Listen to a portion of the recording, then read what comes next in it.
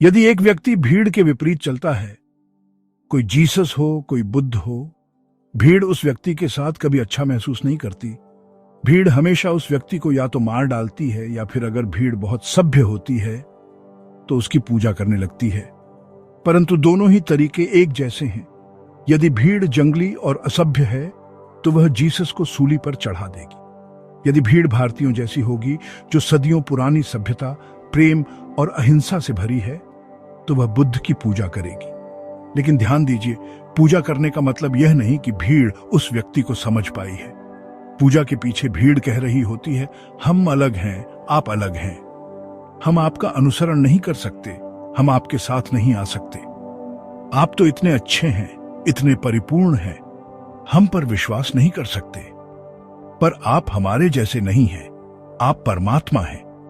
हम आपकी पूजा करेंगे, लेकिन हमें परेशान मत करो। ऐसी बातें जो हमारी नींद उड़ा दें, हमारी सुरक्षा की दीवारें गिरा दें, वे स्वीकार्य नहीं हैं। इसलिए या तो भीड़ उस व्यक्ति को मार डालती है या फिर पूजा करती है ताकि दूरी बनी रहे।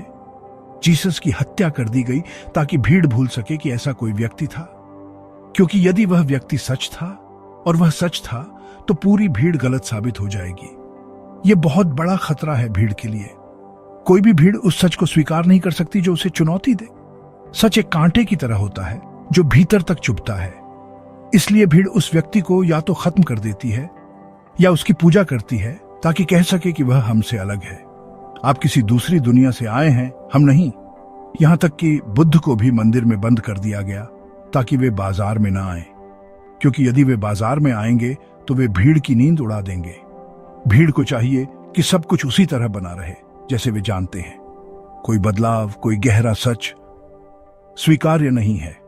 इसलिए सच्चे ज्ञानी के लिए भीड़ की ये प्रतिक्रियाएं एक तरह से सम्मान भी हैं और चुनौती भी। उन्हें मारना भी एक तरह की भयभीत प्रतिक्रिया है, पूजा भी। पर याद रखिए, सच का अनुसरण करना अकेले चलने जैसा है। भीड़ से अलग अपने भीतर की आवाज सुनना, यही सच्ची आजादी है।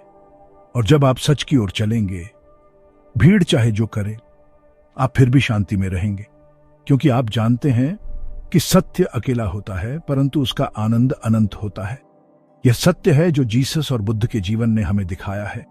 उस सत्य का अनुसरण करना साहस मांगता है, पर वही मुक्ति है।